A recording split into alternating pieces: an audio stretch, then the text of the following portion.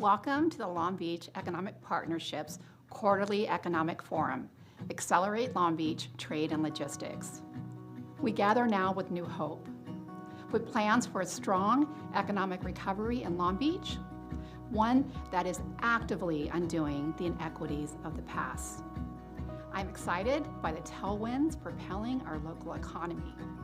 Thanks to a record-breaking year at our port, our innovative space and launch ecosystems, exciting possibilities are helping us reach for the stars. After a full year of pandemic adjustments and perseverance, we can finally see light at the end of the tunnel. We gather virtually today with hope that we will gather in person here at our world-class Long Beach Convention Center before the end of the year. Today, you will hear from my colleagues on the City Council and the Mayor himself about the city's strategy for a nation-leading, equitable economic recovery. We will learn from experts at Cal State Long Beach Center for Economic Research about national, regional, and global trends and what they mean for your business in the upcoming year. You will hear from top executives at the Port of Long Beach about its record-breaking year in 2020. And you'll also hear from harbor area companies as they keep up with the demand while operating the greenest port complex in America and keeping our workers safe. But before we get to all the good stuff, I want to say thank you. Not for just being here with us today, but for all you've done to keep our economy and our city moving forward through this challenging year. Thank you for all the ways that you've shown up, you've masked up, and you stayed home and you shopped local. In a year of so much turmoil, the many small actions and big sacrifices that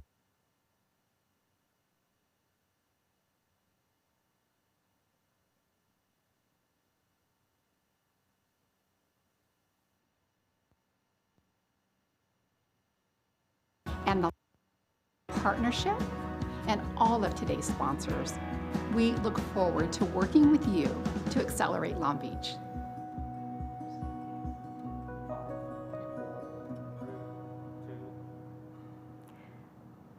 Good morning. I'm Stephanie Rivera, Community Engagement Editor at the Long Beach Post and your Master of Ceremonies for Accelerate Long Beach Trade and Logistics. Thanks for kickstarting today's event, Councilwoman Cindy Allen. Councilwoman Allen represents most of the port area, and she served as founding board member for the Long Beach Economic Partnership. Accelerate Long Beach is the Long Beach Economic Partnership's quarterly forum, where expert economists, local business leaders, and elected officials all share their insights into the state of the Long Beach economy and what you can expect in the near term. This is the kind of data and intel that you can use to make plans for the future. Today, you'll hear about the trade logistics industries in Long Beach and what they're planning after the port's record-breaking year, as well as how Long Beach city leaders plan to implement an equitable economic recovery that they hope will be a model for the nation. Today's program is brought to you free thanks to our sponsors, the Port of Long Beach, the City of Long Beach Economic Development Department, Downtown Long Beach Associates, Shoreline Village, KPFF, and Cal State Long Beach's Department of Economic Research. Thanks to the Long Beach Convention Center and Visitors Bureau, you're able to watch this content from wherever you are in the world today. If you signed in via the Hubalo event platform, you'll have the opportunity to interact with each other, connect with today's speakers, and ask questions during the event. Check it out. Welcome to your virtual event platform, an interactive website where all the information you need to participate is located. To get started, you will need to log in and create your profile. When you are filling in the blanks with your name and other details, we strongly encourage you to upload your photo so attendees can quickly scan the thumbnails and reach out to contact you on a one-on-one basis to chat or set up a meeting. This feature is available from the time you register, so take advantage and start some of those conversations today, even before the event begins. In addition, use the Event Feed tab to share photos and comments with the entire group. This feature is also available from the moment you register and can help kickstart meaningful discussions and allows you to share stories and photos before, during, and even after the event. Then take a few minutes to explore all the tabs to learn more about the featured speakers, sponsors, and exhibitors. Using the embedded social media links, you can connect with them directly. During the live presentations, there are 3 features you can use to connect with fellow attendees and the speakers. Chat to share your thoughts with all the attendees, Q&A to ask questions of the speakers, and polls to answer questions posed by the speakers. Once a poll is closed, the results will be immediately tabulated and shared. Lastly, if you need anything, please click on the Help Desk tab, which will be staffed during the entire duration of your live event. Thank you and welcome. We'll now hear from Dr. Robert Kleinhans, an adjunct professor of economics and the associate director of the Office of Economic Research at Cal State Long Beach, and the founder of Kleinhans Economics. Dr. Kleinhans brings over 30 years of experience to economic studies and policy analysis. A leading voice on the economy at the state, national, and local level, he is a frequent contributor to the media, appearing on CNBC, Bloomberg, NPR, and other news outlets in California and across the U.S. Kleinhans holds a PhD and MA in economics from USC and a BA in economics from the University of Michigan. I didn't realize they were going to do the whole thing. Remember, you can check out the bios for all of today's speakers on Hubelo and send them direct messages via the platform. Dr. Kleinhans will be answering your questions directly after his presentation, so be sure to type them in the Q&A tab. Welcome, Dr. Robert Kleinhans.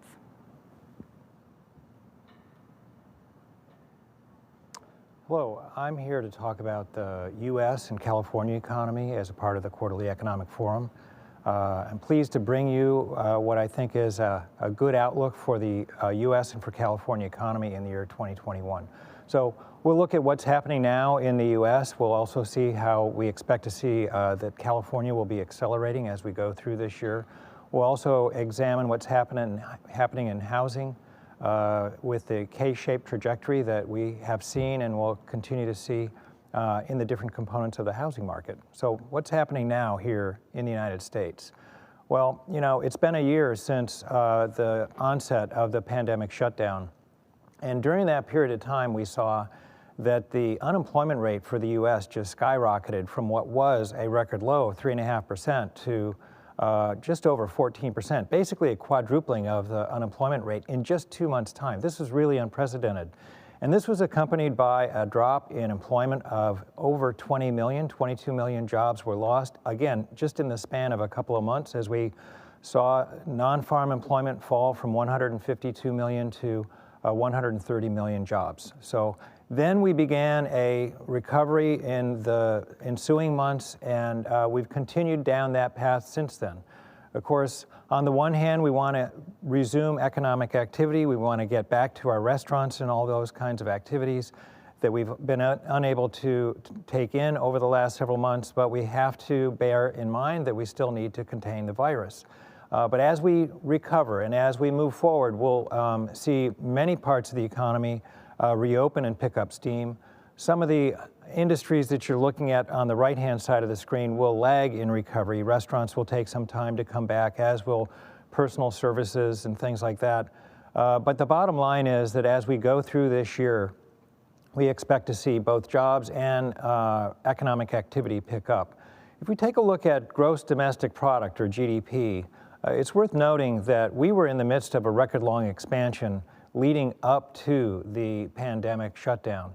And so we were growing at somewhere just over 2% GDP growth up through 2019. But then last year we saw a 3.5% decline in GDP, which was unprecedented. At least we haven't seen anything that large in over 70 years.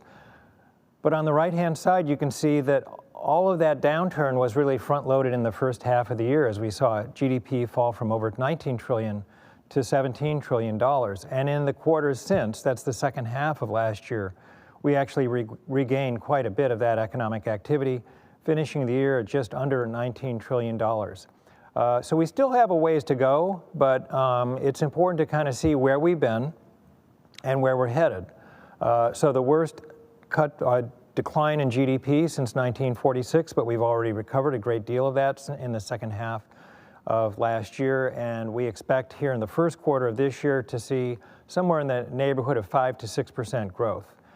We lost 22 million jobs, but we've already recovered over 12 million jobs up to this point. About 60% of the jobs lost have been recovered to date. And the unemployment rate surge has since receded, and so now we're looking at a national unemployment rate of just over 6%. If you've been paying attention to the news, you'll know that the Fed just announced yesterday that it anticipates the unemployment rate will fall to 4.5% by year end. Now, that's a pretty optimistic outlook, and that's coming from a conservative Federal Reserve Bank. So I'm hopeful that we'll realize that at year end. Meanwhile, what's supporting that recovery nationally and locally is the whole set of 3 relief packages that the Congress has passed and have gone into action over the last several months. So they equate to 30% of GDP. So that type of boost is all important to the kind of growth that we expect to see in 2021. So where is that growth going to come from? Well, one big source of growth is going to be the consumer sector. It accounts for 2/3 of the economy. And over the last several months, the consumer sector has been quite prudent with its use of credit. You can see that consumer loan balances have edged down. The consumer sector balance sheet is in good shape. Overall equity in home ownership and more generally wealth has been on the rise. So this positions the consumer sector well for growth. And as jobs recover and people get back to work, they're going to earn incomes. They're going to turn around and they're going to spend that. So all of that points to an improved consumer sector with increasing consumer spending over the coming months.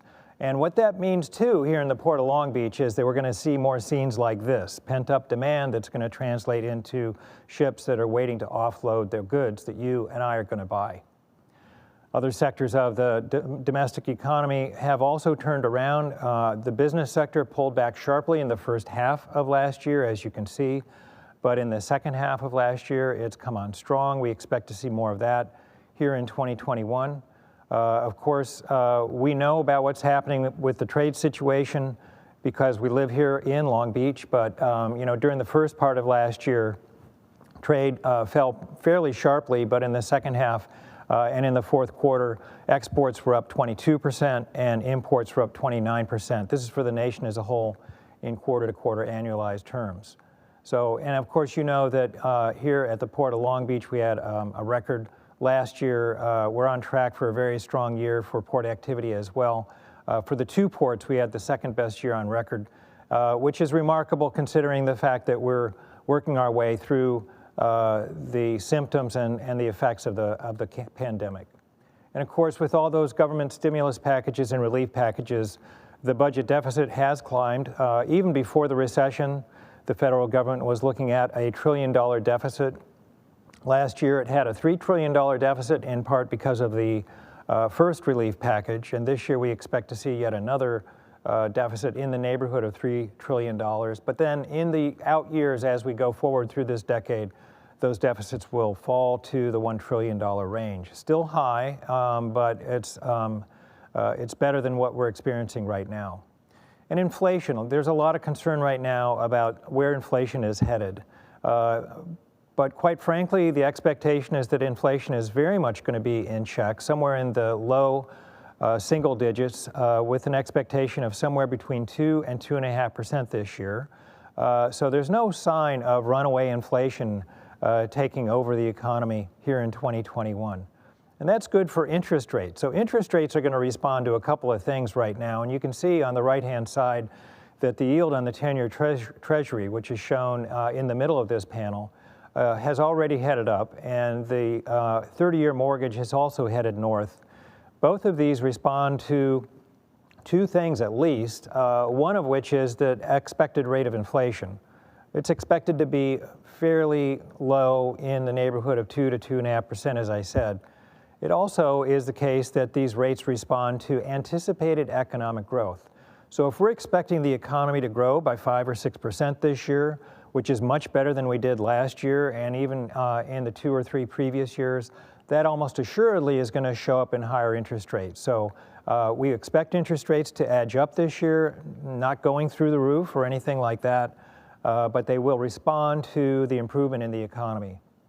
So despite what we heard from the Fed yesterday, that it anticipates the unemployment rate will fall to 4.5% by the end of this year, it's just a good idea to take a look at the historic record for the economy as it recovers from economic downturns. Now, this is a pandemic shutdown, a one-time event, if you will, which is different from economic cycles that have their ups and downs that are the result of imbalances in the economy. But if we track this recovery along with those cycles that we've seen in the past, it could take several years before we get to 4% unemployment. I hope I'm wrong. I hope this graph is wrong.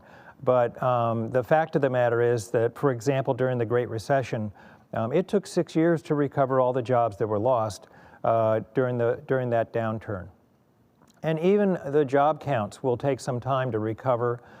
Keep in mind that so much of this recovery is going to be dictated by how you and I feel about the safety of moving about and resuming our economic activity. And so the sooner we find that the rollout of vaccines has been successful and that the counts for the disease have retreated ever more, I think the better we're all going to feel about getting out there and resuming our economic activity. So for the U.S., we expect this year to see some acceleration, especially in the second half. For all of this year, GDP could easily be up by 5 or 6%. We've already recovered more than half of the jobs that were lost last year, but we'll continue to see improvement on that front. It will be an uneven trajectory as, in fact, certain households and workers have already fully recovered. They've got their jobs back, their incomes are back, and yet other sectors of the economy will take some time to see recovery. And do keep in mind that interest rates signal that the economy is actually doing better at this point. So this is, in a way, this is a good sign. As for California, well, it's been very much like the U.S. The picture's been quite similar. The unemployment rate quadrupled in the early stages of last year from just over 4%, which was a record low, to 16% by April of last year. But it has since come down. It's at 9% as of the month of January. It's been harder hit than the U.S. as a whole, partly because of the mix of industries that we have, which tilts a little bit more toward some of these harder hit industries. And it also has reopened more slowly just because of the protocols that we followed in our reopening. So we lost 2.7 million jobs in the early part of 2020. We wiped out 15 years of job gains in just 2 months, which is just stunning. But we've since recovered just over 900,000 jobs, about 34% of the total. So not nearly as good as we saw for the U.S., which has recovered about 60%. We expect to close that gap as we go through this year. And the unemployment rate, as I say, is now at 9%, so about twice where it was just before the onset of the pandemic. Leisure and hospitality, which was the hardest hit sector of the economy, accounts for just 12% of employment, but it accounted for over a third of the job losses that we've experienced. On the flip side, on the other extreme, transportation and warehousing was the one industry in California that actually added jobs last year, up 3% compared to a year ago. So if we look around the state of California, we find a very mixed picture. Some parts of the state, especially the inland counties, are actually ahead of the curve in terms of recovering jobs. That's what you see here on the screen.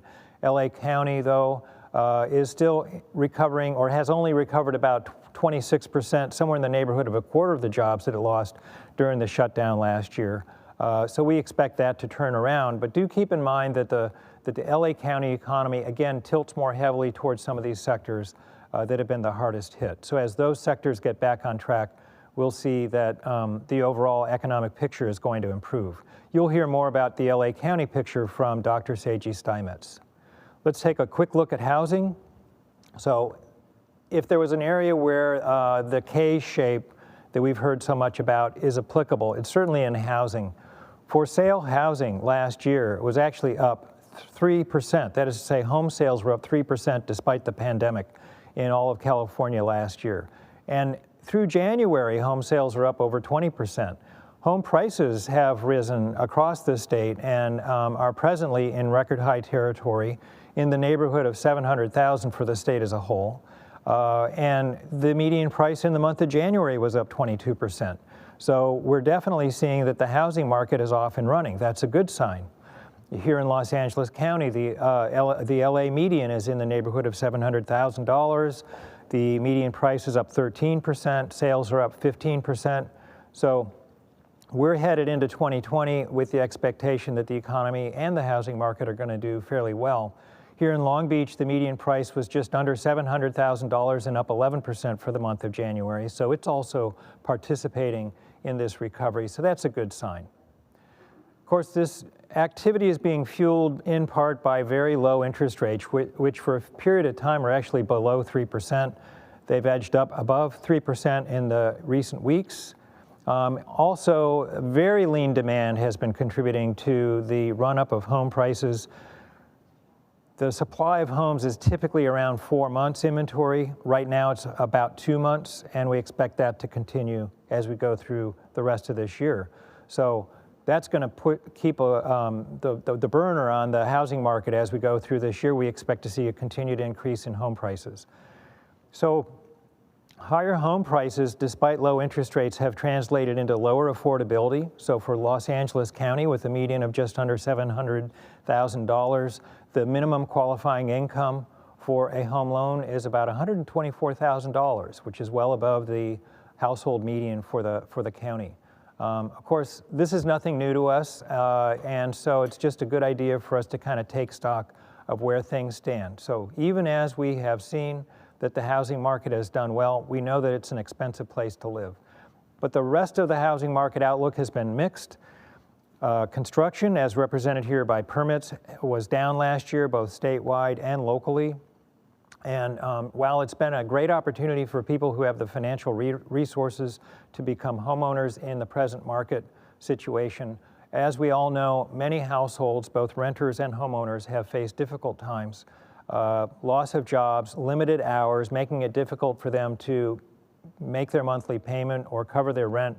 And so thankfully, forbearance programs, rent and eviction moratoria have basically bought time for these households in order for us to get through these very difficult times.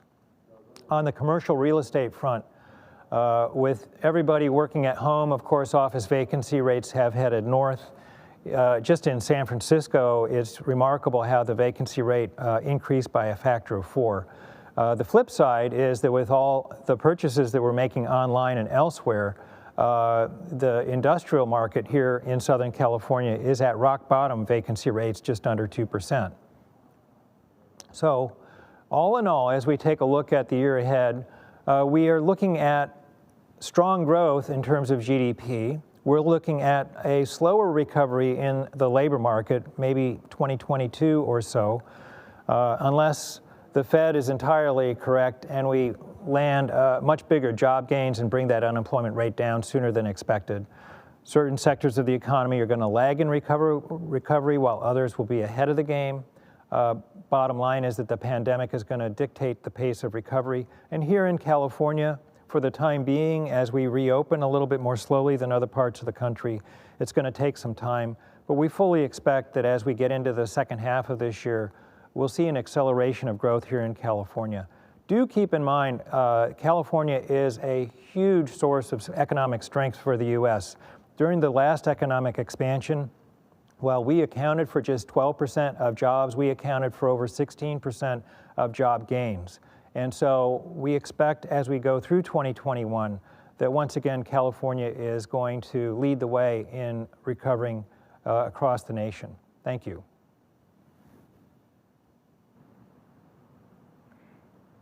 Thank you for all that insight, Dr. Kleinhans. We've got some questions coming in from the audience, so let's dive right in. I think the first question we have is, with the vaccine rollout, how fast will the economy pick up?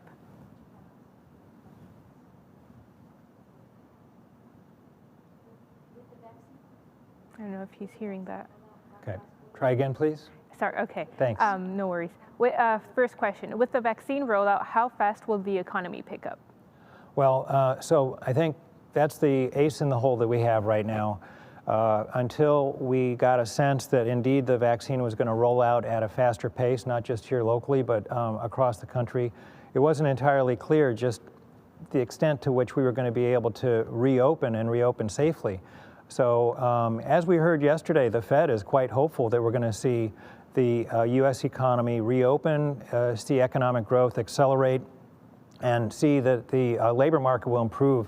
So, you know, every single day we hear news that is relevant to determining what that trajectory is going to look like. And every single day in recent weeks, we've been able to have a little bit more optimism about where the economy is going to go than we did the day before. Thank you. Second question, what is the Port of Long Beach doing to address bottleneck issues affecting the supply chain? Well, I'm not the best person to address that question, but we know that it's a very challenging time. There's huge pent-up demand, as you heard me say earlier in my remarks, and the ports are bursting at the seams, trying to offload the material on the ships, and they're also trying to, you know, make sure that excuse me one second, I'm sorry. No worries. Anyway, so it'll be some time before they're able to clear the backlog, but as I said, I mean, I think we're going to continue to see the kinds of scenes that I put up on the screen earlier for quite some time, because what's happened is that people have been keeping their powder dry. They've been, you know, spending to a limited extent, but as the economy reopens, we expect them to increase their expenditures, not just on the goods that are coming in through the ports, but also on services as things improve. Thank you. And then a final question, should be an interesting one. Are there new business opportunities for international trade as a result of COVID-19? Well, I'm sure there are. You know, that's a good question. The fact of the matter is that just all across the globe, we've got countries that are reopening to varying degrees. It's important to keep in mind, too, that the new administration is taking a different stance with respect to tariffs.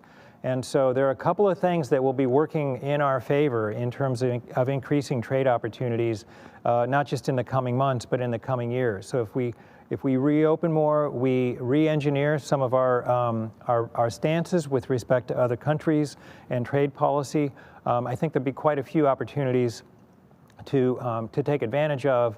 And the VIP room that we will be going into a little bit later on might give us a chance to talk about that in greater detail. Thanks. Awesome, and I think we still have some more coming in. So the next one that just popped up is, what is the status of new business permits?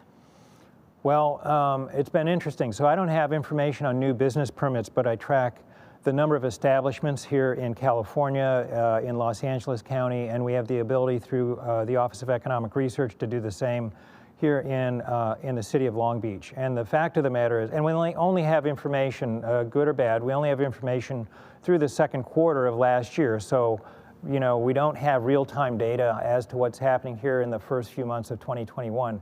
But we at least were picking up the worst quarter during the pandemic shutdown, and business permits or business establishment counts were holding steady through the second quarter of last year. So we'll have to see how the pandemic has affected business permits as we go forward. Got it. As we have some other questions coming in, I wanted to ask, what are you going to be looking for in the coming months? What are some signs that you'll be looking for? Well, as I mentioned, the consumer sector is so important to our economic recovery. So I'm looking for things like increases in not just consumer durable goods, but, you know, the hardest hit sectors were the service sectors. So people going out to take vacations, whether they're road trips or hitting the Long Beach airport and traveling out of the area, but vacation spending, other kinds of discretionary spending that just didn't happen. Even going to restaurants, that's going to be a huge boost to the local economy, to local tax revenue sources for the city of Long Beach. So I'm going to be looking both near and far for evidence that people are opening up their wallets and they're increasing their expenditures. And as that happens, the other parts of the economy are going to tag along. Got it. And this question's along those lines. When will the cruise ship and tourism industries rebound? Well, that I would imagine is also going to be tied to our sense of comfort in returning to these kinds of activities. So, you know, I think the expectation ought to be that if we're largely going to be vaccinated in the next 2 to 3 months, and yet we're still going to need to exercise certain kinds of health protocols, social distancing, masking, and the like, you know, it's conceivable that things will really begin to pick up as we get further into the summertime. But I'm not an expert in that industry. I appreciate the answer regardless. I think those are all the questions we have for now. Thank you again, Dr. Kleinhans, for your presentation. Thanks. And I understand you'll be joining like you said, the VIP sessions at noon today to go more in depth with the Port of Long Beach leaders like Dr. Noel Hasegaba. Right. So thank you for that. Thank you. Tickets to the VIP sessions are almost sold out, but still available for purchase if you go to the VIP rooms tab on Hubalo. Now you'll learn about the record-breaking year that Port of Long Beach had in 2020, despite so many challenges. Let's hear about a bright spot in our local economic picture.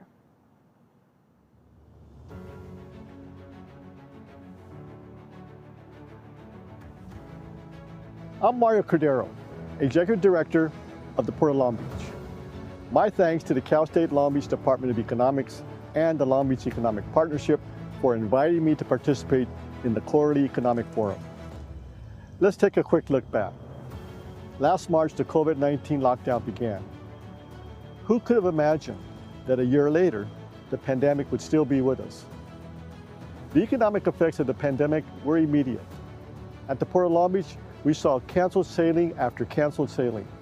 Still, while our cargo container volumes fell 7% in the first half of 2020, that wasn't bad when compared to many other ports.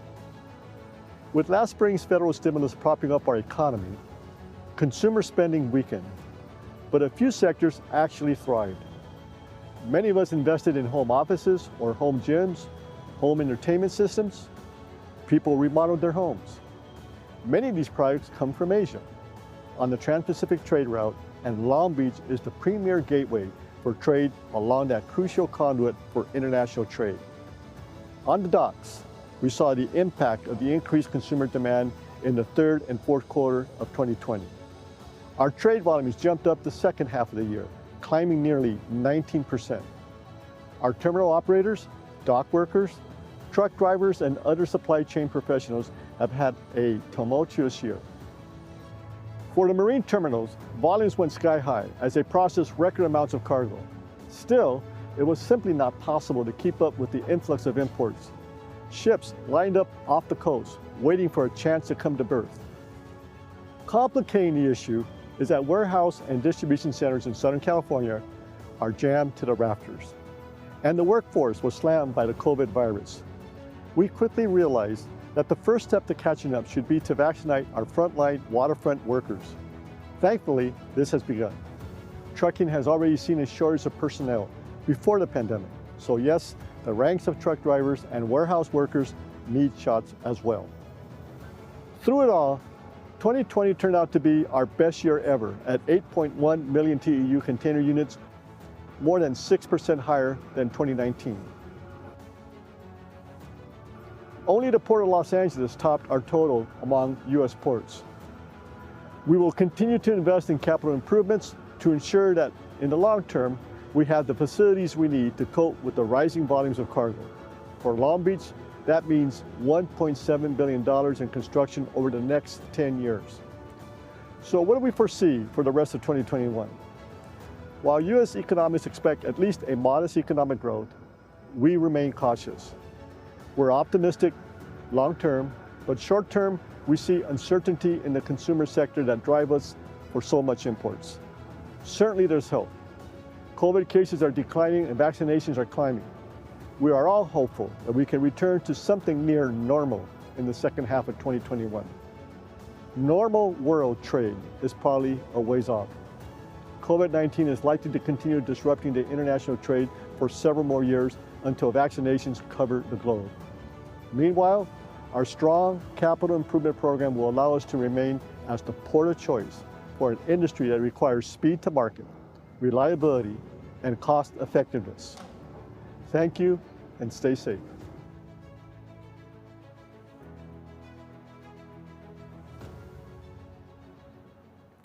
Let's now hear more about the local economic outlook for our region with Dr. Seiji Steinmetz, Professor and Chair of Economics at Cal State Long Beach and Director of the university's Office of Economic Research. Dr. Steinmetz's research specialties include transportation, urban, and environmental economics.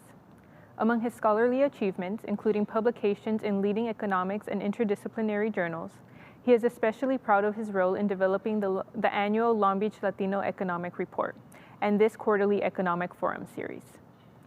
As a first-generation college student, Dr. Steinmetz was educated by the California Community Colleges and the California State University and University of California systems. He'll be answering your questions after his presentation too, so be sure to type them in the Q&A tab. All right, thank you very much, Stephanie. Let's take a look at what's happening with Long Beach's economic recovery with a focus on employment. And we'll begin by looking at employment in Los Angeles County. Now, the reason we want to study the county first is because 82% of Long Beach's working residents are employed somewhere in LA County, including Long Beach. Now, since January of last year, employment in the county is down about 12.3%. So there are about 562,000 fewer jobs now than there were at the beginning of last year. Now, the graph you see on the left there, that's the path of the employment recovery in LA County. We saw a very large shutdown. We saw a very large job loss due to the shutdown and then a gradual recovery up to this point, but it's been fairly slow. Only about 23% of the jobs lost during the shutdown have actually been recovered. Now, a recurring theme you're going to see today and in this talk is that the recovery trajectory is very different for different industries and for different communities. For example, on the left there, we see a ranking of impacts on different industries, job losses on different industries in the county. Most notably, we've seen very large losses in the accommodation and food services industry, right? About 172,000 jobs fewer than last year in the county in hotels and restaurants and so forth. The information sector has been hit pretty hard. This is mainly in motion picture and sound recording. Personal care and other services, so these are our salons and our laundry services and our religious organizations even. And then of course, arts, entertainment, and recreation, our performing artists, people who work in theme parks and fitness centers. In just those four sectors, we've seen 316,000 fewer jobs since the beginning of the last year in the county. But of course, there are job losses across every industry. Now, what we're starting to see here is that it's the jobs that are face-to-face, right? The jobs that rely on face-to-face interaction are the ones that are getting hit the hardest, right? People in service occupations, and those four definitely fit that bill. In fact, over half of all of the job losses we've seen since the beginning of last year are in those four hardest hit sectors. And only 10% of the jobs in those four sectors have been recovered. That is the 10% we lost during the shutdown. So again, it's mainly face-to-face industries and service occupations that are struggling the most to recover. There have been some gains actually in employment. For example, couriers and messengers and grocery stores, food and beverage stores, and even warehouse clubs like Costco.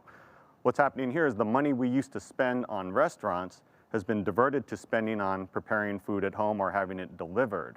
Right? So the only job growth we've seen is at the expense of job losses in the face-to-face industries. We've also seen some growth in home improvement store jobs. That's because when we're stuck at home, we can finally get around to those projects that we've been putting off since 2005. And also, non-store retail sales are up as we've been diverting some of our purchases away from traditional retail storefronts to online retailers. Now, with this understanding that it's the face-to-face workers and the service occupation workers that are struggling the most to recover, keep in mind these are also lower income jobs, which helps us to understand the following. For the higher income bracket, for jobs earning more than $60,000 a year, the recession is essentially over. Employment is down only about 1% for the highest earning jobs. For middle income jobs, employment is down about 6.6%. But for the lowest income earners, for jobs paying less than $27,000 per year, employment is down 26.4% since the beginning of last year. In fact, if we look at this graph, the green and blue lines you see there, look at since June. Those are high and middle income jobs where we've seen a steady increase in employment in the county since June. But the red line, which is our low income earners, right, since June, that line's going in the wrong direction. In other words, we've seen a decline in jobs among those lower income earners. And these are the two upper and lower legs of the K when economists refer to a K-shaped recovery. So what can we learn about this, or how can we apply this to Long Beach's unemployment situation right now? Well, the best way to understand that is to look at very recent data on unemployment insurance claims filed by our Long Beach residents. Now, to give some background, about 250,000 claims have been filed by Long Beach residents since the beginning of last year. And that includes pandemic unemployment assistance claims that's extended to those who traditionally would not qualify for unemployment benefits, such as independent contractors and the self-employed. Now, claims rates, as you see on the graph on the left, since last year, claims rates have fallen, which is a good sign, but still they're much higher than normal. Right now, the rate at which unemployment claims are coming in from our city's residents is about 4 times higher than normal. And if we look at the most recent few months, since December, there's still been about 30,000 new claims filed. Right, we can also look here at which industries have been impacted the most to get a sense of which of our Long Beach members of our Long Beach workforce are struggling the most to recover. Not surprisingly, again, at the top we see accommodation and food services. Right, our hotel and restaurant jobs are seeing the largest share of recent claims, showing that they're still struggling the most to regain employment, with about 1/4 of all recent claims. Now, retail trade is another hard-hit sector or struggling sector in Long Beach. Now, what's interesting is retail trade is actually up about retail spending is about up 17% in the county, but retail jobs are still struggling in Long Beach. And what's happening is that there's some of the increased spending is difficult to capture for the traditional brick and mortar stores as we are struggling to reopen.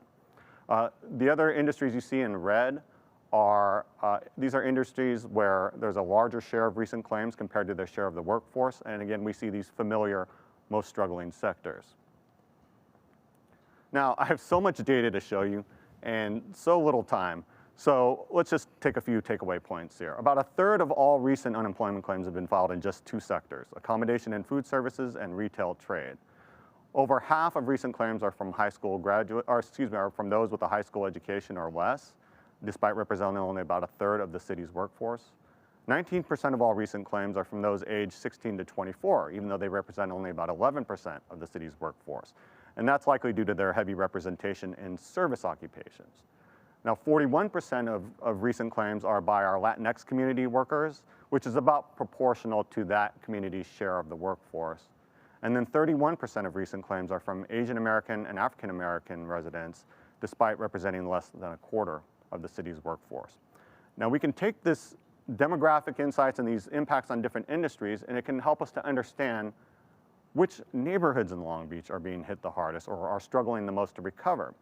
Now, the way we can do this is I'm showing you a map here that shows the concentration of unemployment claims, recent unemployment claims, by zip code. So I'm looking at the number of recent unemployment claims per household in each zip code, where larger circles represent greater concentrations of unemployment. And we can put that in context when we put it up against, for example, on the right on your screen there is a map showing the concentration of our residents that are employed in service occupations. So darker areas represent higher concentrations of service occupation workers. These are people who work in food preparation and building and grounds maintenance and personal care and other service occupations. And there's a fairly tight correspondence, right? This matches what we've been saying before about those working in face-to-face and service occupations are struggling the most right now. Looking at lower income areas, on the right you see a map showing areas where darker red means higher concentrations of families living in poverty, representing our lower income neighborhoods. And again, we see it's our lower income neighborhoods are also seeing a greater share of Long Beach's unemployment claims recently. Another dimension we can look at is ethnicity. In this map on the right, orange areas are predominantly Hispanic Latino, blue areas are predominantly white, and green areas are predominantly African American. And in this dimension, we see that the single ethnic or racial community that's struggling the most right now to recover in Long Beach is our Hispanic Latino community. And finally, to complicate matters further, there's a pretty tight correspondence between the concentration of unemployment claims in our neighborhoods and the incidence of COVID cases in our neighborhoods, which I'm sure is exacerbating or slowing the recovery of our hardest hit communities. So at this point, what can we say? How can we summarize where we are in the recovery in the city and what steps can we take to become more resilient to future downturns? Let's just first note again, Long Beach's economy is gradually improving, but some communities are struggling much more than others to recover, particularly those in low-income jobs and those with limited educational attainment. Also, workers in occupations that are service occupations or face-to-face industries, and then workers in historically disadvantaged communities. Now, I hope it's clear right now from this presentation that a critical part of our recovery strategy is to vaccinate our residents and vaccinate our workforce to get the workforce back to work and get our businesses reopened. Fortunately, the city's had a very aggressive campaign. We're very innovative in that we have our own Health and Human Services Department that could deploy vaccines very quickly. And that's accelerated our ability to safely reopen our face-to-face businesses and return jobs to our most impacted workers. And by the way, we can all pitch in. We can all help to improve Long Beach's economic recovery.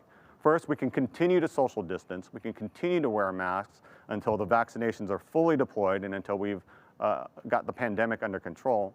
But also, at least for now, let's focus our purchases on buying in Long Beach. Let's buy Long Beach, right? Shop at Long Beach small businesses as they safely reopen, and encourage your friends from other areas. Tell them how well we vaccinated our workforce and it's safer to shop here in Long Beach's small businesses. Invite them over. And for you fellow economics nerds out there, what I'm really saying is let's mitigate economic leakages right now and protect our gross regional product. All right, looking more broadly at our economic recovery, you just saw that the Port of Long Beach is setting records with its container volumes. That's very encouraging, right? That means more goods are coming to stock the shelves, more consumer spending is anticipated, more raw materials are coming into the region for production and manufacturing. So we anticipate improved output, improved spending. This is a very good sign, and we're just constrained right now by our ability to reopen businesses again in face-to-face industries. Now, we have to ask ourselves at this point, where would we be in this recovery were it not for all of the economic activity generated by the Port of Long Beach and its related sectors, our supply chain sector, right? That's been a very resilient part of our economy, which gives us some sense of what steps we might need to take to become more resilient to downturns in the future. And I'm gonna try and do this briefly using my mad clip art skills that's on your screen right now. Let's talk about the traded sector in Long Beach versus the local sector.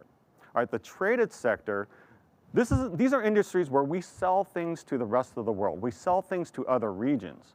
Right, examples of our traded sector operations are the port, the Long Beach airport, all of our wholesale trade and warehousing operations. Tourism, of course, is very important in Long Beach, manufacturing and so forth, and a recent revival in aerospace. And sales in those industries bring money into our local sector, where we have our personal care salons, retail stores, takeout restaurants, maintenance and repair services, right? So things we sell to the rest of the world generate income and disposable income and business and customers for our local sector. So to be clear, what distinguishes local trade from our local businesses or our local sector from our traded sector is that income generated by our traded sector generates more economic growth, right? It generates higher paying jobs and more local spending, thereby creating more customers and growth in our local sector. So as we start to talk about moving away from recovery, right? As we've accomplished recovery and we start thinking more about now future-proofing our economy and becoming more resilient, a few things to keep in mind would be continuing our investment, of course, in our key traded industries, right? Our goods movement, supply chain, and logistics industries, our tourism industry, and healthcare, for example. And then start thinking about attracting more traded industries, attracting more industries where we could sell from Long Beach and our region to the rest of the world. And the only way you can really do that is by investing in building a skilled workforce. So that would be the time to start stepping up investment in workforce development. And going along with that is you need to close the digital divide, because you can't have a skilled workforce if they don't have digital access. And ultimately, by doing so, you can improve opportunities for careers and higher paying jobs in our region and in our city. Now, don't get me wrong, our local sector is extremely important. We don't want to ignore our local sector. What I'm saying is in the long run, as we talk about resilience strategies, it's time to start expanding our traded sector, which will generate economic growth in our local sector as well. And with that, on behalf of Cal State Long Beach and the Long Beach Economic Partnership, thank you very much for listening. Go Long Beach and go Beach.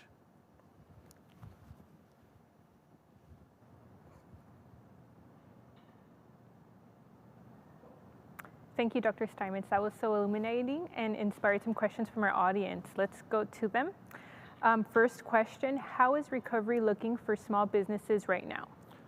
So small businesses are suffering right now, to be honest. I mean, hopefully that's going to change as we start reopening, especially as we get the coronavirus under control. Like, for example, in Los Angeles County, total consumer spending is only down about 8% since last year. So there's been a strong recovery in consumer spending. But small business revenues in the county are down over 30%.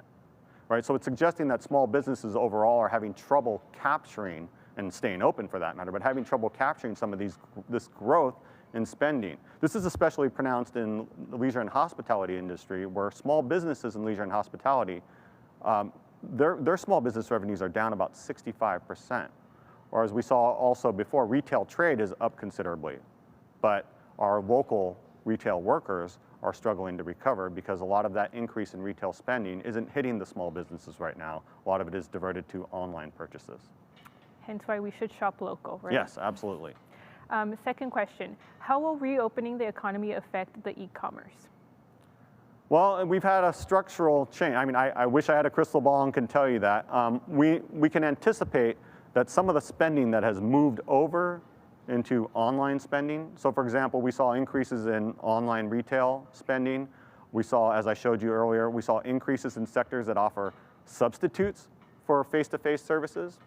We would expect some of that to go back, that as we reopen, I'm sure Dr. Kleinhans talked about pent-up demand. We're all dying to get back to the restaurants and bars, right, and maybe go on vacation and welcome vacationers from other parts of the world to Long Beach.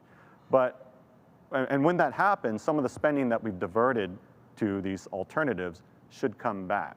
So on balance, I mean, I wouldn't expect overall e-commerce to stay at its sort of record levels now, but we've experienced a structural change in how we interact with each other, and you know, I don't know what the new equilibrium will be.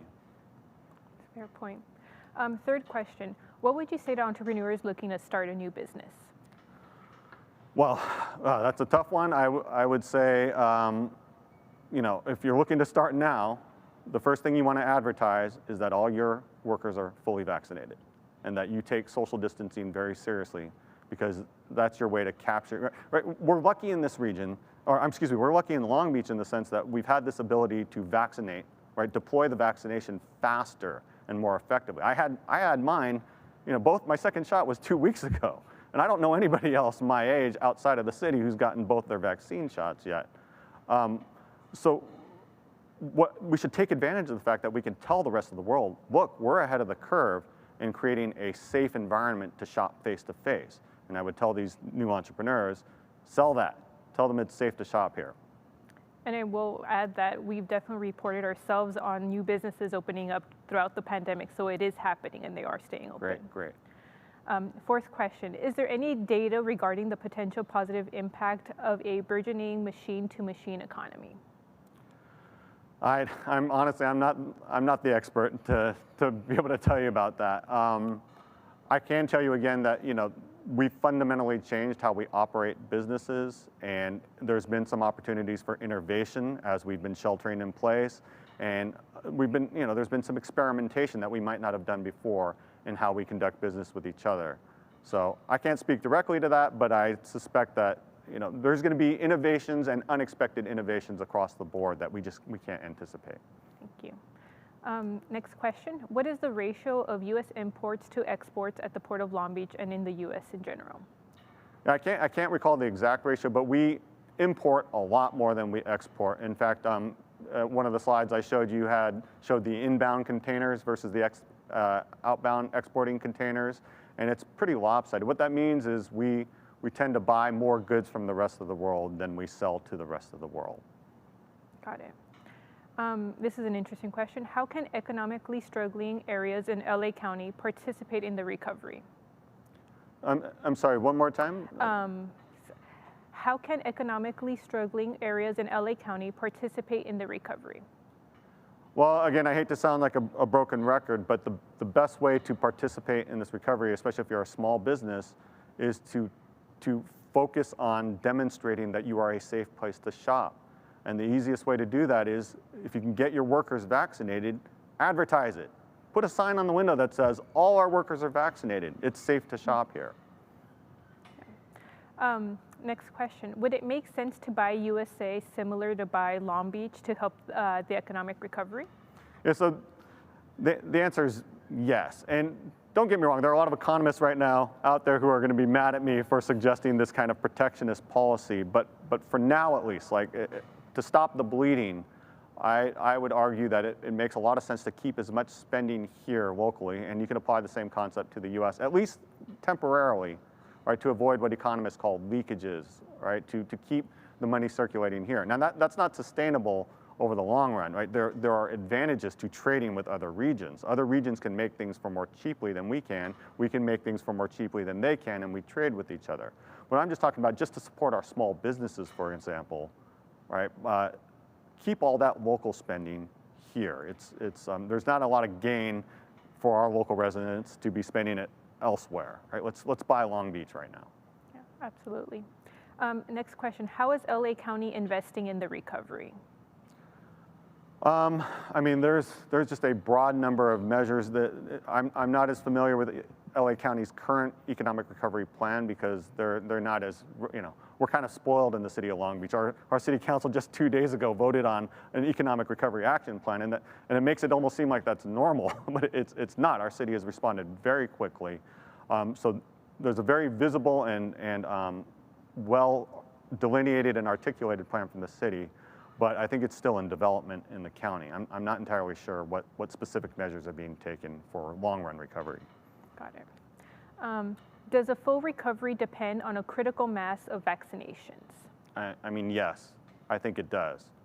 I can't stress, again, I hate to sound like I keep hitting the same talking point, but it doesn't stop being true when I do it. Our most struggling workers work in service occupations and in face-to-face industries. The only way to get them back into their jobs is to have safe face-to-face interaction. And the only way we can do that is to fully deploy the vaccination. And as you say, there's some critical mass we might hit, which some might call herd immunity, which will allow that to happen. And then I expect in our service sectors and across the board, we would see a fairly rapid recovery once that happens. Next question. What is the forecast for commercial real estate and primarily office space? That's a tough one. There are plenty more experts in Long Beach who can probably give you a much better forecast. I mean, I understand the concerns, I understand the question. It gets back to the way we fundamentally changed how we interact with each other. Some people are thinking we're going to go to the new normal will be a hybrid work week where we only go to the office 2 or 3 times a week. And some might suspect that would hurt the demand for office space. At the same time, where there's always a need for us to get together and interact with each other. I'm sure we've all who've been locked inside for a year are dying to get out and interact with each other and understand the value of that. So while it might make sense to think about a decline or at least a flatness in commercial real estate, I don't think it's going to be I wouldn't anticipate a very dire downturn in the demand for interacting with people at work. And this is a great segue into the next question. Will remote work continue as we move forward toward recovery? I mean, again, I wish I had a crystal ball. I know my remote work will. I think the way we've been forced to adopt new technologies and interact with each other, I think inevitably there will be more online interaction and less face-to-face. That has its benefits, right? It saves us time and money. It saves the environment a little bit with reduction in greenhouse gas emissions from our cars. But let's not underestimate the power and the value of human personal interaction. I don't think that's going away anytime soon. Yeah, we are social animals. Yes. How is the construction industry doing in Long Beach? So in construction employment, again, for Long Beach, would have to rely on the rates at which unemployment claims come in. So that's the most real-time information I have about the recovery. And construction claims are coming in, but they're much lower than in other industries, that is as a share of total claims. So the construction industry appears to be recovering fairly well. And I expect part of that is because construction activity can take place outdoors where it's a little safer to operate around each other. Got it. And as we get the next question in, I wanted to ask, I appreciate that you were able to bring up the issues with our underserved communities that are being impacted the most. How confident are you in the Long Beach recovery plan that can really help close the gap in those disparities? Well, I'm really encouraged to see that if you go back through the slides I showed you and you line it up next to the economic recovery plan for Long Beach, they're hitting a lot of the points I'm talking about, right? There's 13 million allocated, for example, for vaccinations and contact tracing, and a lot of that is targeting also service workers, right? There's money in there for our restaurants and bars and food service and accommodation, hotels, right, for supporting those businesses. There's money in there for fitness centers, for example, to help them reopen and recover. And part of that's not a coincidence. I mean, one thing I'm very pleased about at this city is our city's leadership. These are a data-informed, sophisticated group, and it's an honor at Cal State Long Beach to have the opportunity to regularly interact with our leaders and share the most recent economic information. So there's a pretty tight correspondence between the things the economists say need to happen and the things the city leaders put into their recovery plan. Got it. Next question. What businesses will prosper fastest in the recovery? So if we're going to measure fastest as who's going to see the largest percentage gains, it's going to be the ones who are hit the hardest right now, right? Because it's when you take a small number and you increase it by even a little bit, that's a large percentage increase. So I would expect, once we can safely reopen, I would see our food service, accommodation, and tourism industries to rapidly expand. But to accomplish that, it's not just getting the vaccine deployed, it's also messaging, right? It's also communicating with the rest of the world that we've got the coronavirus under control. And then to some extent, taking direction or getting clarity from legislation, right, from the state, for example, having protocols and guidelines for a safe reopening that are clearly established, right? The coordination between the actual vaccination and the messaging about when and how we can safely reopen. Once that's in place, then I would expect our service sector, our leisure and hospitality industries to grow very rapidly. Awesome. How will the U.S. trade policy impact recovery? It's hard for me to say. I don't know. Opening, the more interaction we have, like the more trade we have, the more that stimulates economic growth. But I can't point to anything in current trade policy that could, in the short run, really have a big impact in any particular. Well, I mean, obviously our exporting sectors are going to enjoy that. But we've had a lot of international trade already. It's not about really the level of economic activity right now. The level of economic activity is increasing fairly rapidly. It's the distribution of economic activity that's the biggest concern, right? So when we talk about, the Fed says that unemployment might be down to 4.5% or so by the end of next year, that's encouraging in the aggregate overall, but it's not very encouraging to those in lower income jobs and those who are more disadvantaged who are going to be struggling far behind that. I know I've taken a little bit of I've wandered a little bit there, but the point is that, import-export trade is fairly strong right now. It's just the dollars from that trade activity isn't hitting some of our more disadvantaged workers. And along those lines, how will rising rental rates affect spending power of households in Long Beach? Well, I mean, that's an ongoing issue. The majority of our Long Beach residents are renters. Yep. There's a substantial number who are what we would call, the technical term is severely cost burdened. I mean, what that means is they're spending more than 50% of their income on housing, and that's an issue. So one thing that we might be concerned about, for example, is as we start to come out of this, as we start to recover and come out of the pandemic, there's still a lot of money owed for right now in back rent. Fortunately, the city has put some safeguards in place to help tenants and therefore landlords. But it's always important to keep an eye, not just now, but on that community, especially the cost burden renters. Absolutely.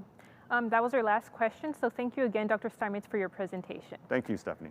And then after today's event, Dr. Steinmetz will be in a VIP session with city leaders discussing our regional economic recovery. If you want to have face-to-face access to Dr. Steinmetz and Councilwoman Stacey Mungo, Go check out the VIP Rooms tab on this event platform to see if there are still tickets left.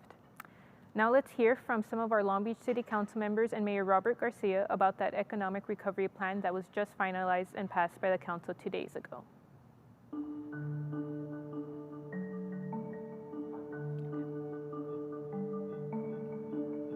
The American Rescue Act, of course, is a big federal bill that just passed the Congress that's going to help cities like Long Beach. And so we built our own Long Beach Recovery Act, over $207 million of federal money and county money to secure the city's future, get out tens of millions of dollars to small businesses and to workers, and to help really the health of the city. So COVID relief, testing, making sure that people are health, that community organizations are well funded. What we've seen is that this pandemic has exposed deep inequities and divides within our own community. And the Inclusive Economic Recovery Plan makes specific investments into making sure that all communities, especially those hit hardest by our pandemic, have an opportunity to come back, catch up, and get back on their feet. We're talking about disadvantaged businesses, nonprofits, workers, and working families. Our strategy on the Economic Development Committee was to listen, analyze, and then for us to take that information and respond to the community with resources. We hosted over 25 roundtables that were each more than an hour and a half long, where we asked questions of community members and they gave us their feedback on how to best utilize the funds available to leverage more investment in Long Beach. COVID-19 has impacted businesses in a major way. There's been a lot of uncertainty, whether they open or they close. I know as a previous business owner myself, laying off employees and closing down your business is really tough. We have a huge opportunity with this recovery plan to really impact and help businesses and also get people back to work. Crime has gone up across the country in the last year as more people are unemployed, schools are out, and services have been drained. So there's a lot of issues that impact the city right now, but it's all going to recover. We're going to become safer, we're going to become healthier, and the economy's going to come roaring back. Our Long Beach Recovery Plan is inclusive. It's centered on equity. It draws on recommendations from the Long Beach Racial Equity and Reconciliation Plan, as well as our Long Beach Economic Inclusion Everyone In Plan. And what it does is invest in strategies like business navigation, procurement, violence prevention, digital inclusion, food security, and health equity to ensure that communities have what they have comprehensively in order to recover. We have to make sure that it's equitable. There are businesses that have been affected more than others. I know we talk a lot about restaurants, but there are some restaurants who are serving fast food that are doing better than ever. You look at barbershops or tattoo parlors or salons have been shut down this whole time, and it's really important that we get this money and help these businesses that need it the most. I'm also excited about the money that's being allocated towards our homeless needs.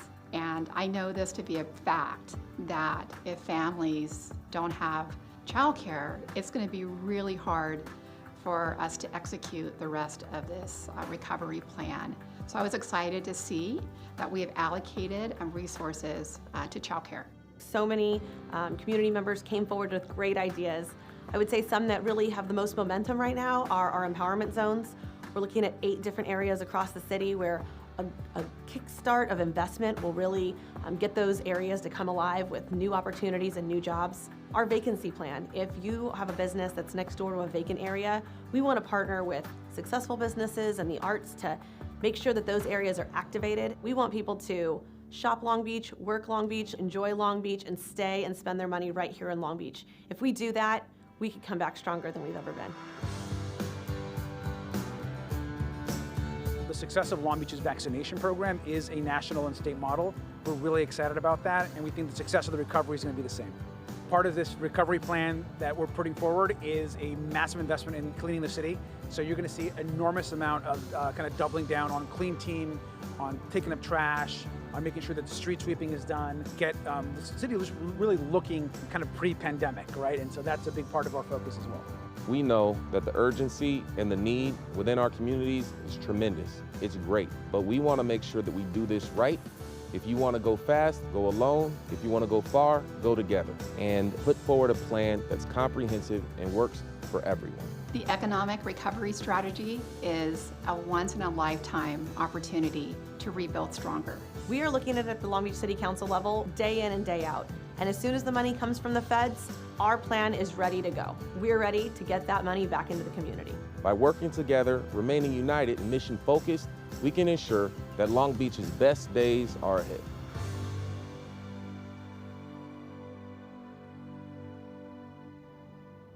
Thank you, Council Members Allen and Mungo Flanagan, Vice Mayor Richardson, and Mayor Garcia. The Port of Long Beach is considered the port of the future and a world-class asset that leads in innovation, attracting investment from all over the world. Now we'll hear from business leaders who represent different parts of our trade and logistics ecosystem here in Long Beach, how they've innovated not just due to COVID, but also to make the Port of Long Beach the greenest port in America, and what the future has in store. Please welcome the panel moderator, Damon Austin, Managing Director of Capital Deployment for the West Region at Prologis. Damon is accountable for the overall investment strategy throughout California, Oregon, Washington, Colorado, Nevada, and Arizona, sourcing, shaping, and executing acquisition and development deals within the region. Stephanie, thank you so much for that introduction. It's really my pleasure to be here today and helping to moderate this virtual panel. We have a really great group of panelists with us today that cover really all aspects of the movement of goods. So we have the warehouse industry represented, we have the port complex represented, we have rail, and we also have intermodal and trucking. So between us, we have really the whole industry and the movement of goods in a chokehold. So I'm going to just give a quick introduction of all of our panelists today, but I want to remind all of you at home that you can look up everybody's full bios on the Hubalo platform, and you can message all of us directly as well. So today we're joined by Sherry Hartel. Sherry is the VP of Intermodal Sales at Total Transportation Services, TTIC. Sherry's expertise spans drayage, intermodal, and trucking, where she's been a leader and innovator for the last 3 decades. Sherry has also been an instrumental partner with the port complex in LA and Long Beach, and she's also worked really closely with South Coast Air Quality Management District, where she was really pioneering working with them on the liquefied natural gas implementation of trucking fleets. Sherry's been a director of the Los Angeles Transportation Club since 1997, where she was also a past president. We're also joined today by Anthony Otto. Anthony is the president and CEO of the Long Beach Container Terminal. Anthony has been responsible for guiding the LBCT through the groundbreaking Middle Harbor redevelopment project. This is a $2 billion modernization of 2 terminals at the port complex, and that is really transforming them into the most environmentally sustainable terminals in the world, but also the most technologically advanced in all of North America. At full build-out in 2022, the LBCT will boast zero-emission platforms in nearly every aspect of its operations. And then last, but of course not least, we have Lupe Valdez, and she is the Senior Director of Public Affairs at the Union Pacific Railway. And she's been there for the last 15 years. And she covers in that capacity Southern California, Nevada, and Arizona. So Lupe has also spent decades in the transportation industry with Metrolink, with Metro, with SoCal Regional Transportation Authority, and prior to that, she served as the Deputy Executive Officer for the South Coast Air Quality Management District. Lupe currently serves on the board of many economic development organizations, including chair of the San Gabriel Valley Economic Partnership, as vice chair of the Inland Empire Economic Partnership, and a board of the Future Ports, board member of Future Ports. So thank you all for joining us today. I'm really excited to have a stimulating dialogue. Before we jump into the Q&A and to the conversation though, I did want to share a video that really highlights the innovation and sustainability efforts going on right now at the Long Beach Container Terminal. Can we roll that video, please? Fast, efficient, and reliable. That is exactly how Long Beach Container Terminal is providing record-breaking productivity to major retailers worldwide. But we have the best container port in the world here now. We can handle the largest of the largest. Opened in 2016, this first-in-the-world, fully electrified terminal is providing unmatched speed and efficiency while being the greenest in the world. This is the model to make sure that we maintain on the West Coast our dominance in the industry. By separating our yard into 4 distinct automated operations: vessel handling, container stacking, truck delivery, and rail, we ensure optimal speed and precision. Efficiency and dependability of marine terminal operations is the centerpiece of an efficient and dependable international supply chain.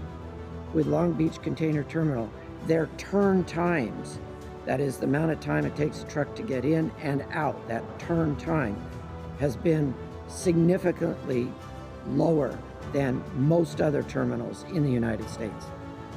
On the water side, our berths are fully equipped with shore power, where our ship-to-shore cranes, the largest in the United States, can lift 2 containers at once, delivering them to the first zero-emission, all-electric transport system.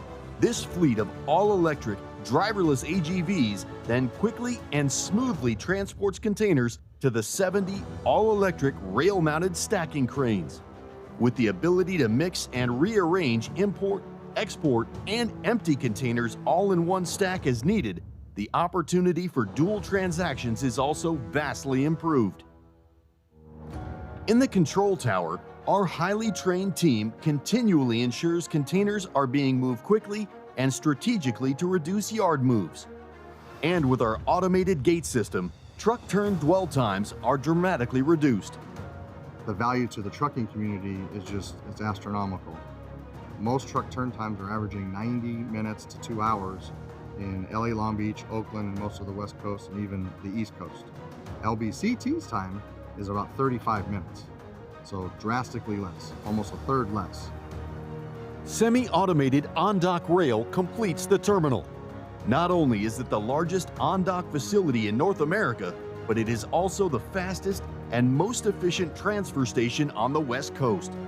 It'll have the capability of moving 3.5 million TEUs and will be doing so with a very limited footprint compared to the previous model that we had there. So again, I'm very proud of this accomplishment on behalf of the Port of Long Beach. Fast, efficient, and reliable. Getting your cargo to market is all that counts.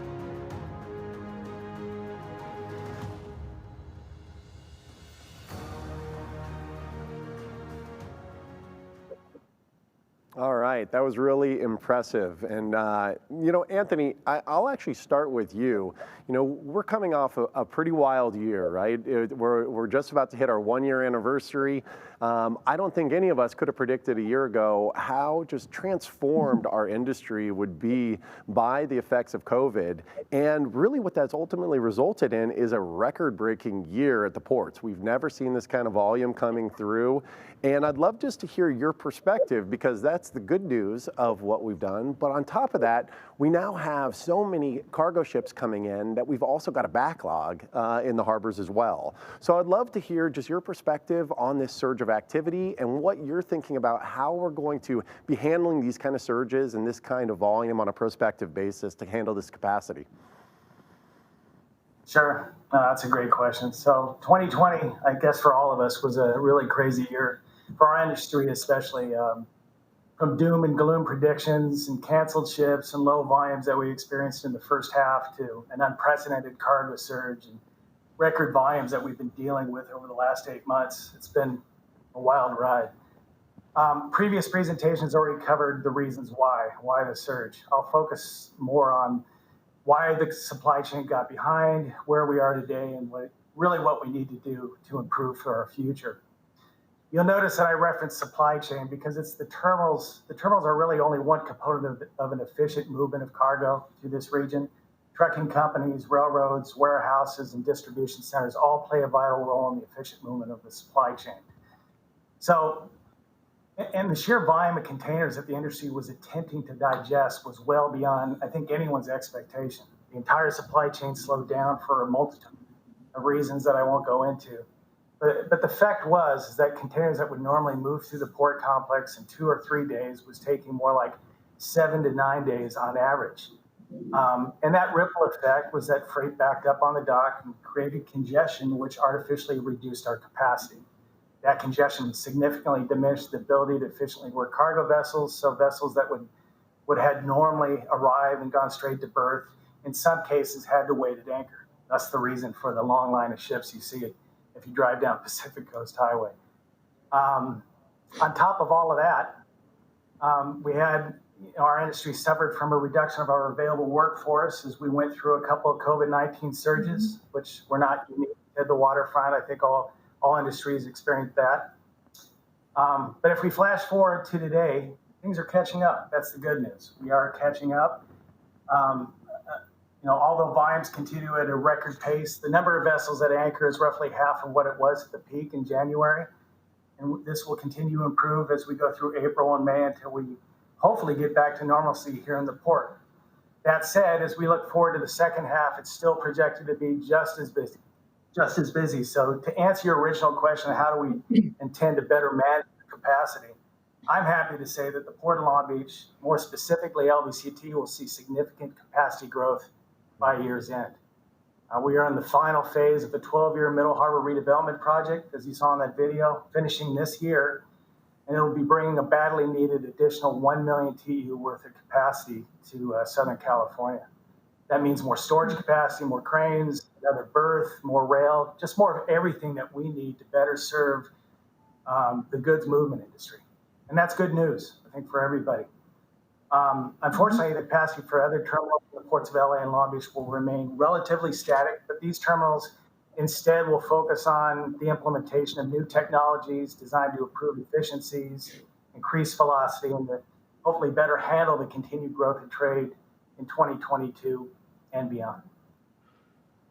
Anthony, thank you for that. That's great. And congratulations again on the renovation project. It's really, really amazing. So I'm going to shift gears just a little bit. One of the things that we experience here in California is that we are definitely a leader when it comes to innovation, and that also includes the way we're looking at sustainability. And a lot of that innovation in sustainability comes ultimately through regulatory agencies. And what we're seeing right now is an awful lot coming through the Air Quality Management District and air quality new rules that are going to affect the transportation industry. So maybe Sherry, I'll start with you. How did these new regulations and air quality really impact operations and innovation in your industry? Well, when the ports put together their clean truck program in 2008, it was a little bit ahead of the state requirements, but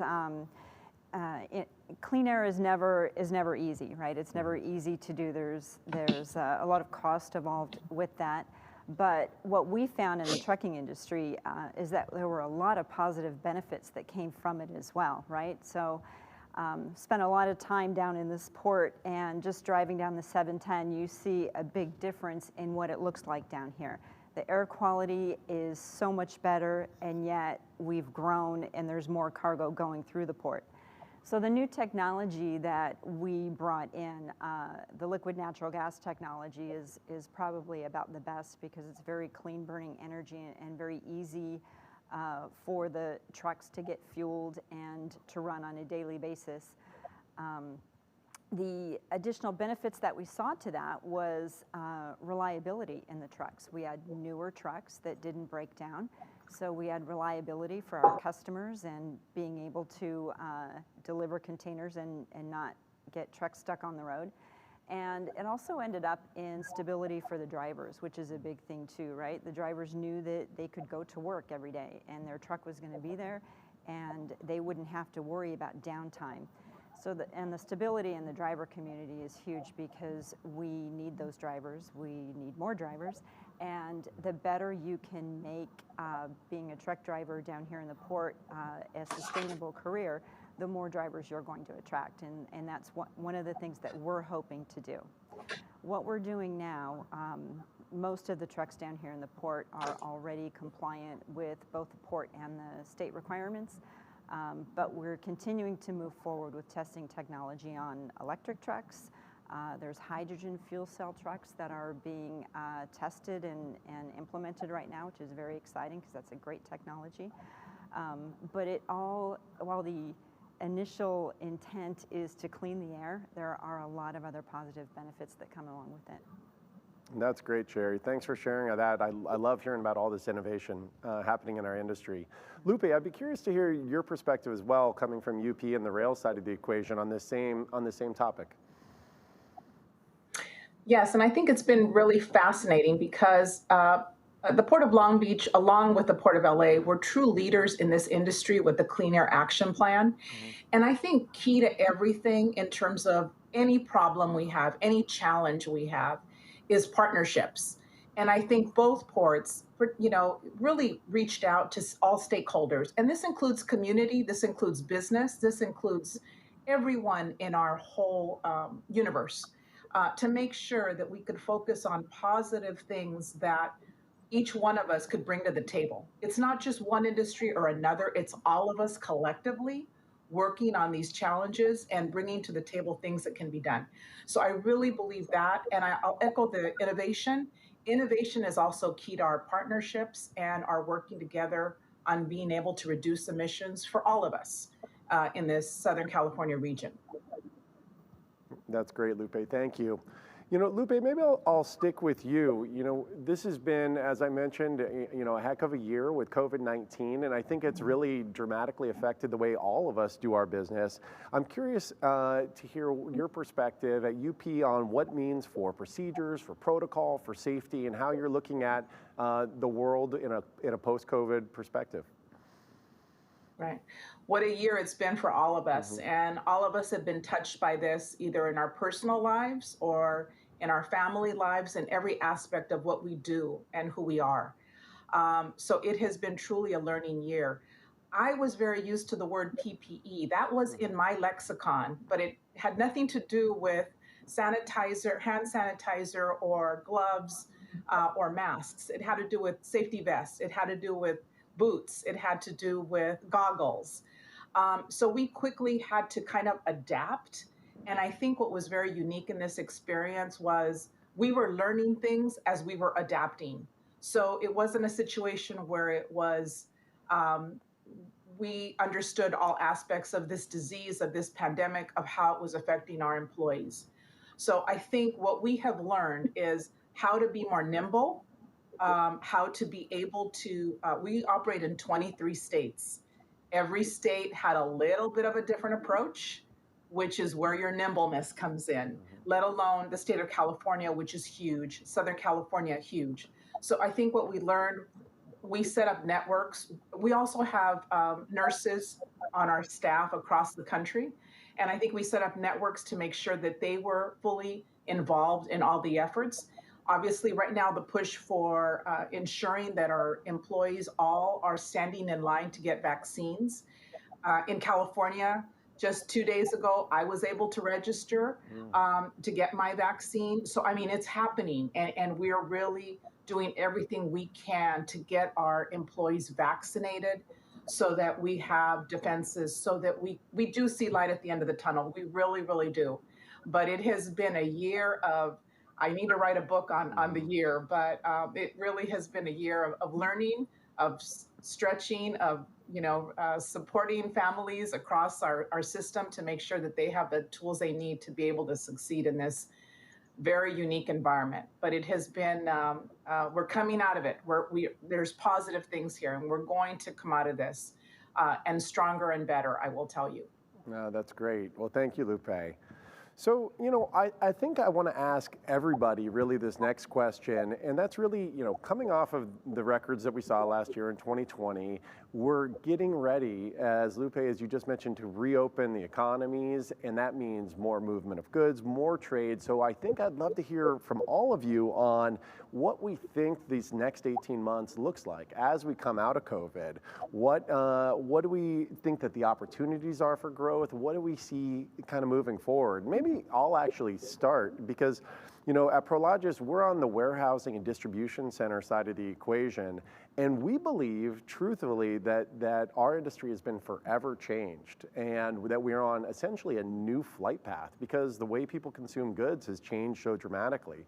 So we think that there's going to be an incremental hundreds of millions of square feet of new demand for warehousing throughout the United States. We think more and more of our customers are going to want to carry more and more safety stock and inventory to make sure that they don't find themselves in problems like this again. So we actually see this as a rising tide that's going to create a surge in our whole industry.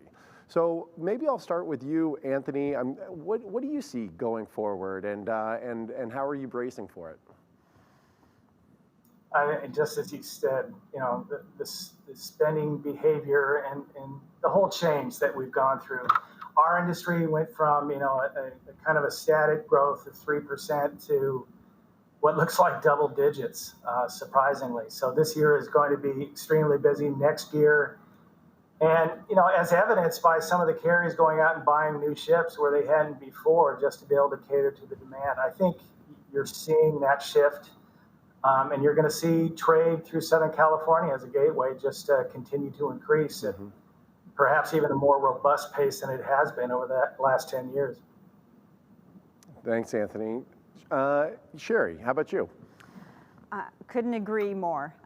With the rapid growth of e-commerce that's affected everybody's business, we're no longer that just-in-time shipping, right? Everybody wants their product in and waiting and ready because you have to have it to the customer's door the next day when they order it. So it's a very different dynamic. We're going to see the cargo volumes, I think, sustain. I don't think we're going to see any dip after this surge. I think it's going to maintain, and I think we're all going to be busy. But I do agree with Lupe in saying that we are a very collaborative industry, and we all work together to get through these evolutions. That's great. Lupe, what do you think, and what do you see on the horizon? I think it's going to be very busy. We are just absolutely thrilled about Middle Harbor, by the way, for the Port of Long Beach. That's going to be a game changer for us, at least in the rail industry, in terms of the opportunity that project will grant all of us. So I see us poised as being in a great position to be able to take on those additional challenges. Each one of us is looking at efficiencies, as we always have in our worlds, and we'll continue to do that. But I think in meeting the demand, that's where we're going to really come into a whole new light in terms of the future for the Port of Long Beach, but also for all of us that are part of the Port of Long Beach family, shall I say. That's great. Thank you, Lupe. Well, I'd like to, I think, transition and maybe see if we can get some questions from our audience and that have come in. Let's see, are there any questions that are popping in? Okay, let's see. Okay, so one question that came in is, what kind of employee support programs have our companies implemented for our employees over the last year, coming through this, through a pretty challenging environment, but also a pretty busy environment? What are we doing for our teams, for our employees? Sherry, do you want to take that? Oh, sure. So I will say the one thing from my company's perspective is they took safety number one through all these COVID factors. And a lot of our employees work from home. In the office, a lot of measurements were made for safety, keep people distanced, and a lot of protocols were put into place. We've also had to relay a lot of that to our drivers. Fortunately, our drivers are, they're pretty safe for the day, right? They're in their truck and they stay in their truck, and it's easy for them to be safe. But I feel like you just couldn't do too much at this point. And we had very good success throughout the year in very few incidences in our office. That's great. Let's see. Here's another question. With all the improvements in the efficiency and the capacity here at the port complex, what is this doing in way of impacting employment, job opportunities in Long Beach? What are the skills that our people ought to be developing for the purposes of workforce development? Anthony, is that something you'd like to give some perspective on? Sure. I think LBCT is a good example of something. We've made that transition as we went through this project of deploying more technology than most of the other terminals have. So our work.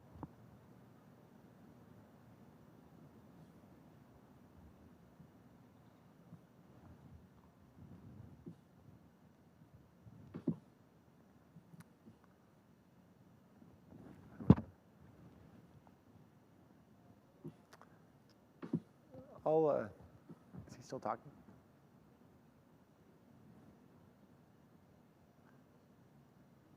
Okay, we'll keep moving on. Looks like we lost Anthony's audio, but we'll come back to him.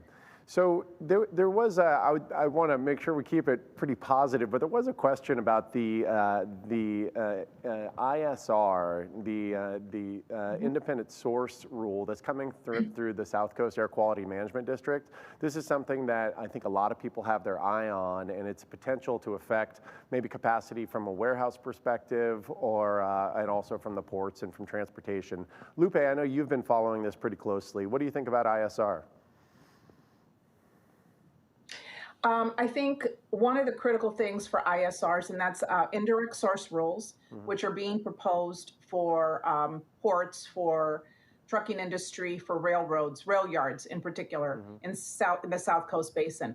I think the most important thing to do as leaders, period, in our businesses and our industries is ensure that we're at the table, ensure that people have a reality check about our business and our industry. I realize we're all working 24/7, but individuals, I think the most important thing is to be engaged. And this is where communication is key. And I think that is the most important thing, because a lot of people, they see a train, they see a truck, they don't always understand all the inner workings of how it all works. Yes, they see a warehouse, but again, there's a lot that goes behind the scenes that is not always very well known. So I think it's up to us to educate people and to inform people what our industries are and how they operate, to ensure that there are that we work cooperatively to clean the air. At the same time, we don't hurt the growth that we want to take place in all of our industries. No, that's great. Thank you. Looks like another question just came in, and that's really about, again, back to the workforce piece of this equation. How are we going to be working to make sure that there are more folks that have opportunities to get into our industry, including people with low education levels, criminal records, or without that work experience and history? And the idea here on this question is that it seems like our industries are potentially great avenues for expansion here. And maybe I'll start a little bit here. You know, here at Prologis, we think that labor and availability of labor is really one of the key elements for what makes our customers succeed or not in their various warehouses. So they're always looking for labor solutions. So we've done some work where we're actually doing community workforce initiatives where we come in and we actually work with the communities, and we actually put these programs in front of young people. We put internships together, and we try to just make sure that there's an awareness of the jobs that happen in the logistics industry. And I know there's other similar examples outside of the warehousing side of the equation. I don't know if Anthony's back, but if Anthony's back, maybe we'll have him address some of this too. Okay, looks like we might not have Anthony back yet. So Sherry, what's your perspective here on the job opportunities and how we can get more out there? Oh, I think there's plenty of job opportunity here. I know even just with my company, we've always got openings. It's fairly easy to train. Sometimes it's easier to train someone with no experience than someone that does have experience. On the driver side of things, we have a driver training program where we bring drivers in straight from the local Long Beach schools that have driver training programs. So there's a lot of opportunity out there. And I love that because that's how I started 30 years ago, right? I didn't even know what a container was, but I could type good and I got a data entry job, and look at where I am today. It's been a wonderful career. I encourage anyone to do it. That's great. Lupe, maybe I'll ask you kind of the same question. How do you think about the employment opportunities in Long Beach and elsewhere in this industry?